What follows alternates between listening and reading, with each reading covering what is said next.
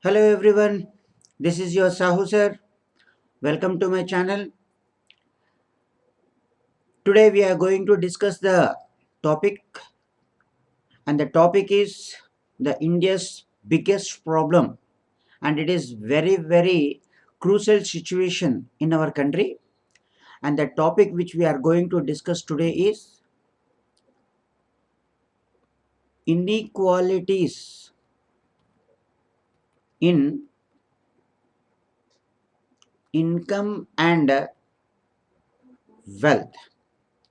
So in our country, this is the major problem which we used to see, inequalities in the income as well as the wealth. There are two inequalities has been mentioned out here. One is about income inequalities and the other one is related to wealth inequalities. Income inequalities. Some persons are getting lakhs of salaries. Some persons are getting 10,000, 20,000, 50,000 of salaries. Some persons are not even getting hundreds, at least 100 rupees per day. Income is also not generated by them. Related to that wealth, some persons, rich persons possess the high level of wealth, and the middle class persons a very medium level of wealth. At least they don't have the land of at least 1 acre. And lower class sections, if you see, they don't have the land at least 1 acre of land below also they did not possess. So why these variations when we used to treat all people are equal, but in income as well as the wealth, why we are seeing this kind of inequalities? This is one of the major problem relating to the economic development. So let's see here. First of all, in our country, to study about the income as well as the wealth inequalities, there is no special institutions has been established after our independence. But the government has taken some necessary steps. So here in the year 1960, in the year 1960, the government has established a committee, and that committee is called as Commission on Distribution of Income and Level of Livings.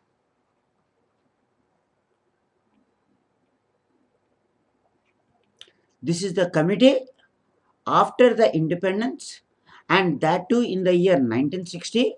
They have established a committee that is called as Commission on Distribution of Income and Level of Living. And this is being carried out under the leadership and the chairperson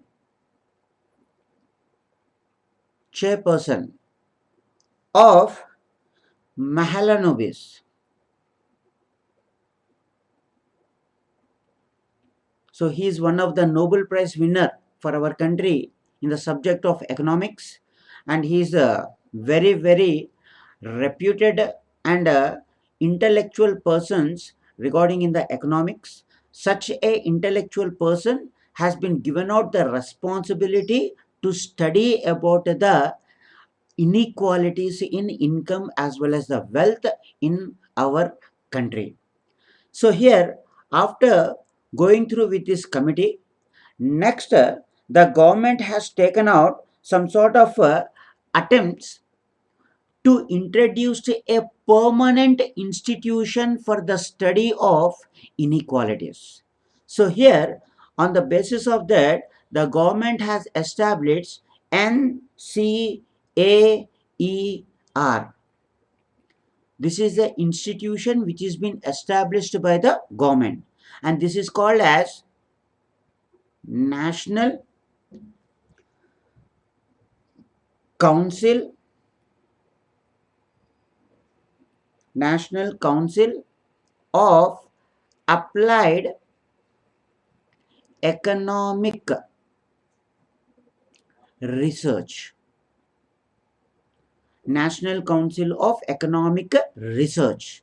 This is a permanent institution which is established by our government, right? So this institution is taking out the information and calculations regarding the inequalities in the income as well as the wealth. So this is some of the introductory this is the introductory or introduction part under the inequalities in income as well as the wealth. What is the commission they have been established in the 1960? That is called as Commission on Distribution of Income and Level of Living under the leadership of Mahalanobis. In the same way, the permanent institution has been established by the government, that is called as NCAER, which is called as National Council of Applied Economic Research, to study about the inequalities in income as well as the wealth, right? So today we will discuss here what are the major causes of inequalities, what are the reasons for going through with this inequalities in income as well as the wealth. Under that, some of the reasons which we are going to discuss, that is number one, inequalities in land ownership. Inequalities in land ownership. So this is one of the major cause for the inequalities. Why? Because before independence in our country, we used to see that there is a British rule.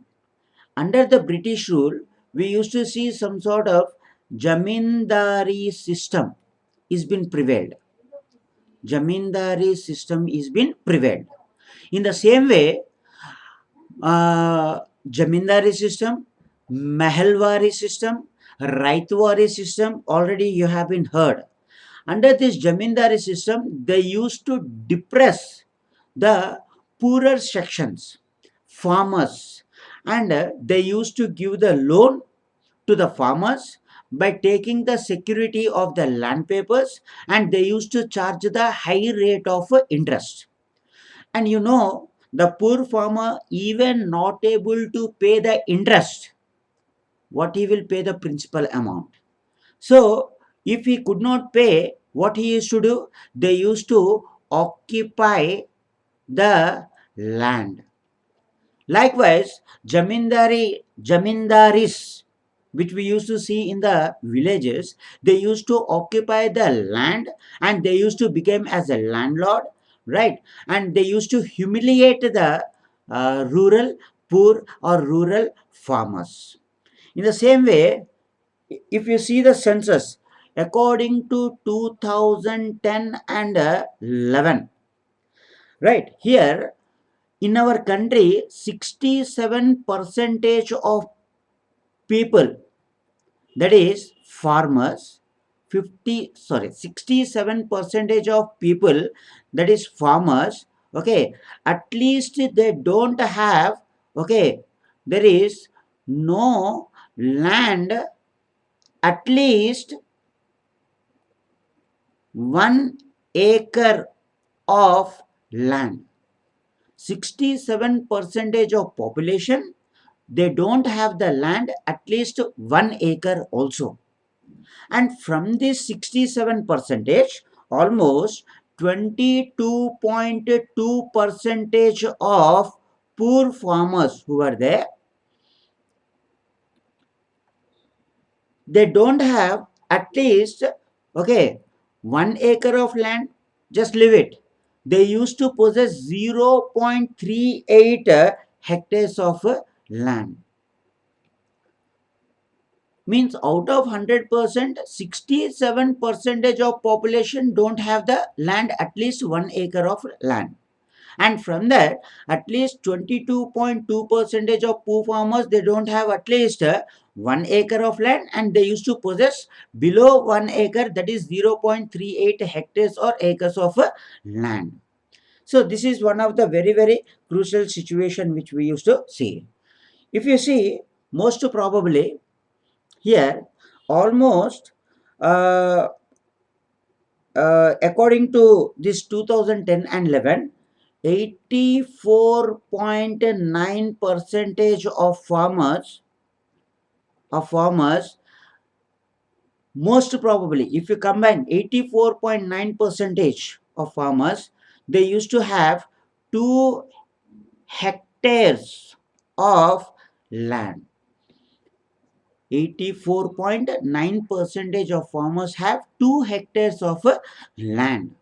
So this is the land holding situations in our country, right? So here 67 percentage of farmers have at least 1 acre of land or 1 hectares of land. Among them, 22.2 percentage have 0.38 hectares of land, as well as out of that 84.9 percentage overall, if we take out, then they used to have 2 hectares of land. This is a land inequalities which we used to see in our country. This is the first cause. Okay, and under that, the reason, primary reason is jamindari system which we used to see it. Next, the second cause, that is concentration concentration of assets in private corporate sectors. Concentration of assets in private corporate sectors. So what is this? Most probably whatever the assets country's assets are there, most probably it is been possessed by industries, companies, as well as the firms of private sectors. Most of the assets is been possessed by them itself, isn't it? So here the maximum problem which we used to see it here. Okay, all the assets are being possessed by private corporate sector, then what is been remained with the poor? If all the assets is been remained with the private sectors, then what it is been remained with the poor? 400 hectares, 500 hectares, 1000 hectares of land is been occupied for the industrial purposes, company purposes, firm purposes. The private sectors has been occupied the land, and we used to say that India is an agricultural country. And if it is so, then most of the assets should be possessed by the farmers. Then it is been possessed by the private corporate sector. Most probably here we used to see the discrimination.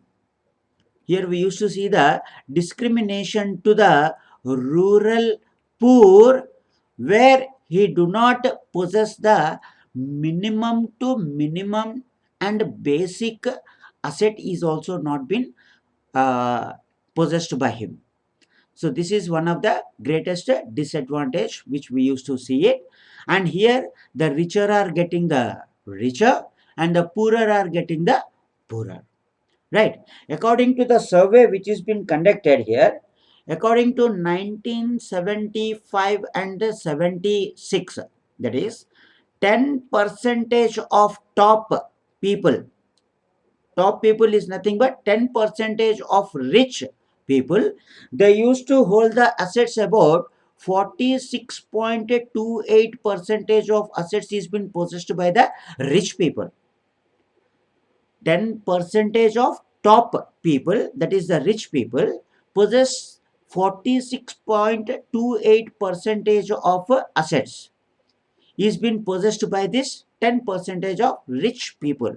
Whereas okay, 60 percentage of bottom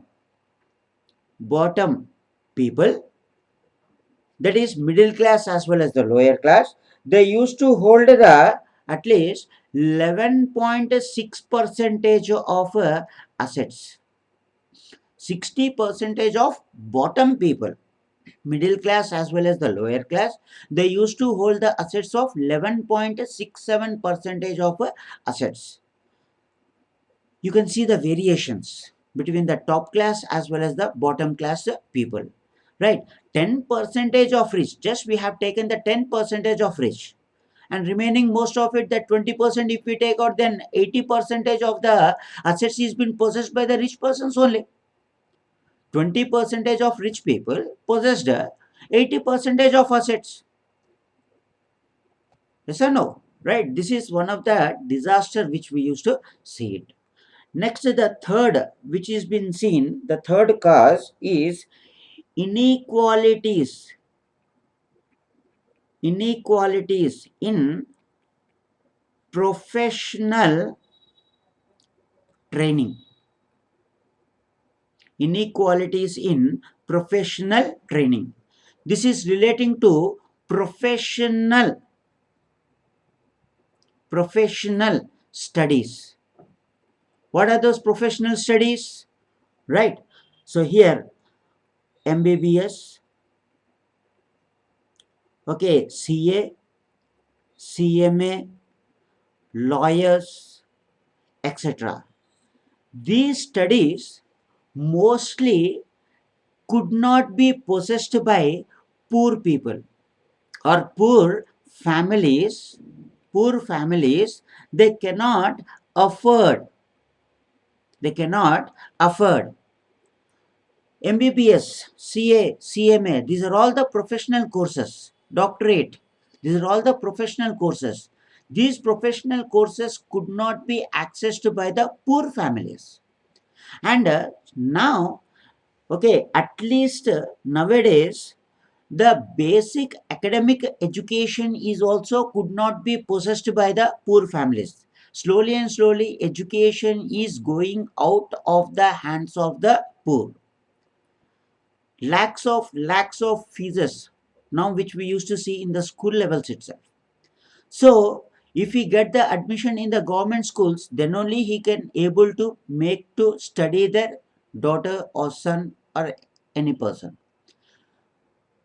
Otherwise it is impossible for him to send those children to the private corporate schools. This is one of the greatest disaster which we used to see it.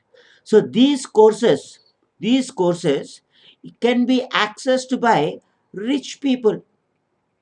These courses can be accessed by the rich people.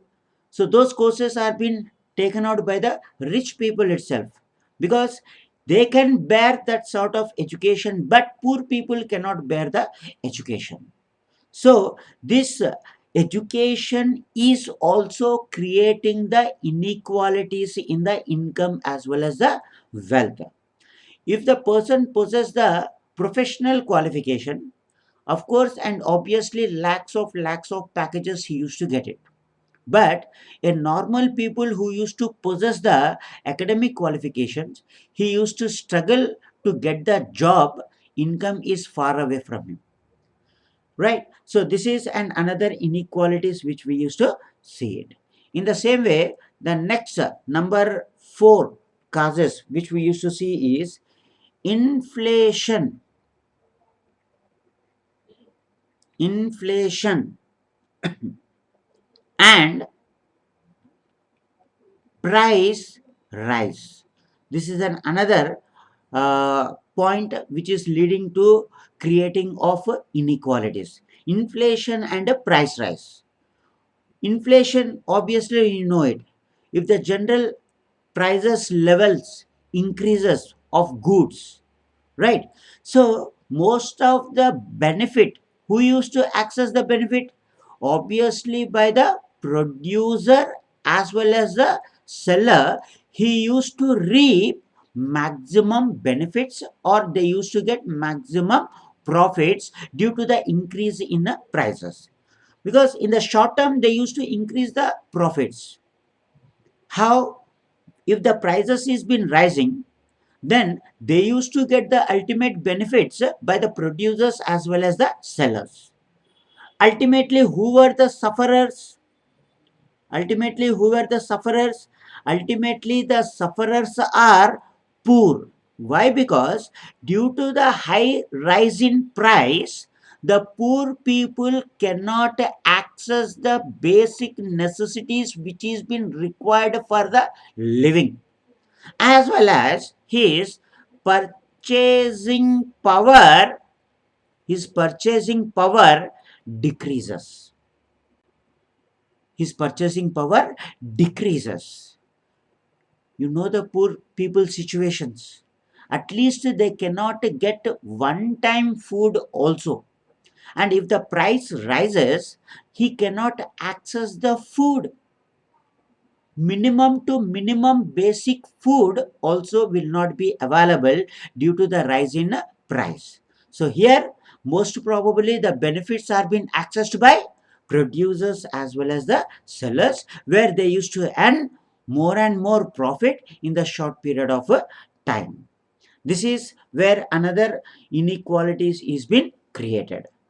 Next, number 5, the reason is inequalities in credit facilities. Inequalities in credit facilities. Credit, you know it very well, that is the loans. And most of the loans are being given out, and the bank, they used to give the preference. They used to give the preference to industries as well as the companies as well as the firms. Banks, they used to show more and more keen interest to provide the loans to the industries as well as the companies as well as the firm. Even if they did not required, they used to make them to take the loan by making them to force to take the loan. Due to that, they used to get more and more loans to the industries as well as the companies as well as the firms. But these banks are neglecting the marginal and small farmers. Marginal and small farmers are being completely neglected by the banks. As we said that India is a agro based country, then definitely the farmers should be given out the preference to provide the loans to the marginal as well as the small farmers, whereas the banks, they do not show the interest to give the loans to these farmers, but they used to show the interest towards the corporate private sector, where they can easily access the loan, where to apply the loan by a farmer, and to get the loan by a farmer, he has to roam around the banks for months and months and months, but even though he cannot access the loan. But the industries and corporate sectors, easily they used to provide the loan. They used to sanction the loan in a very short period of time. But whereas farmers, they were being completely neglected by the banks. So this is one of the inequalities in the credit facilities which we used to see it, right? Next, the another one, number 6, which is called as urban bias in private investments.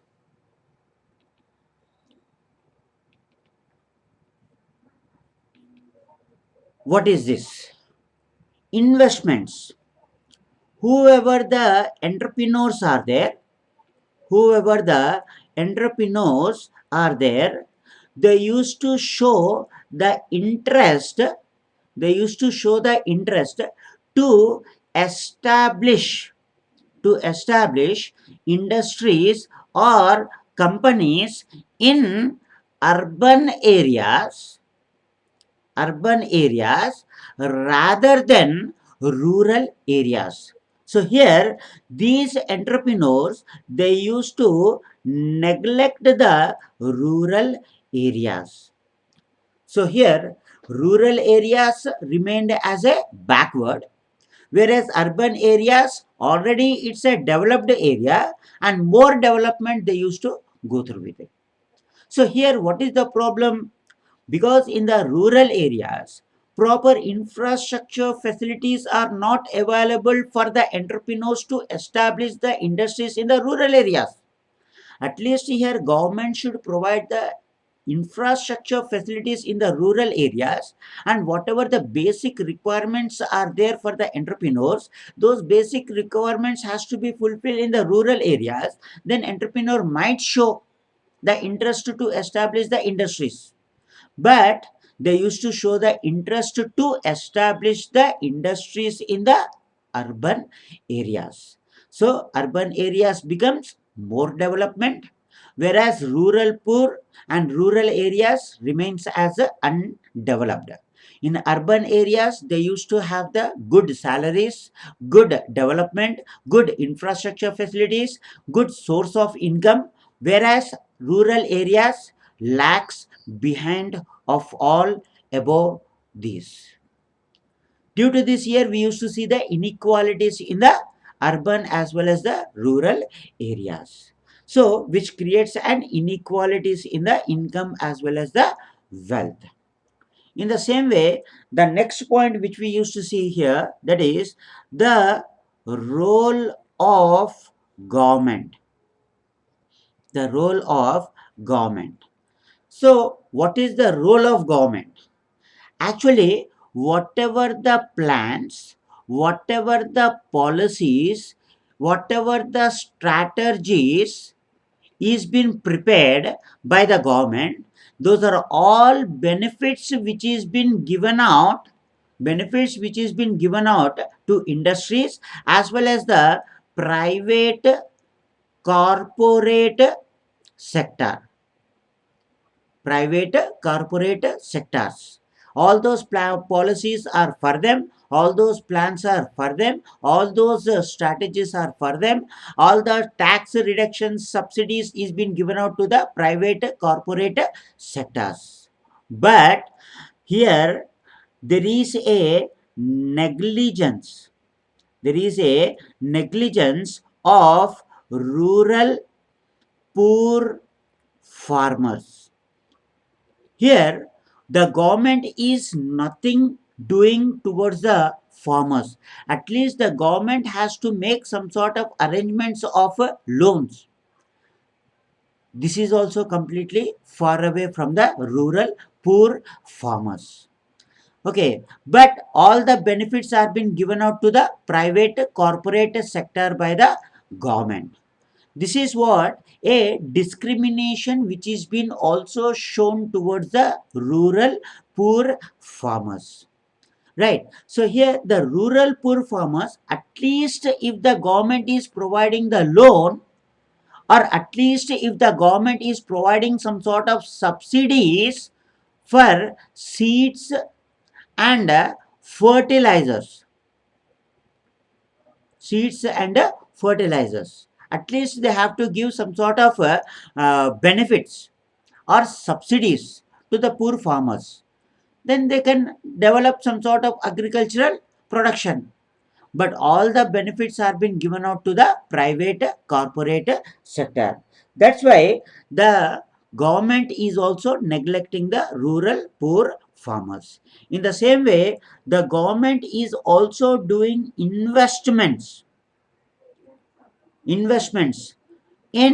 development of industries as well as the companies as well as the firms, but the investment is very less towards towards agriculture, towards agriculture.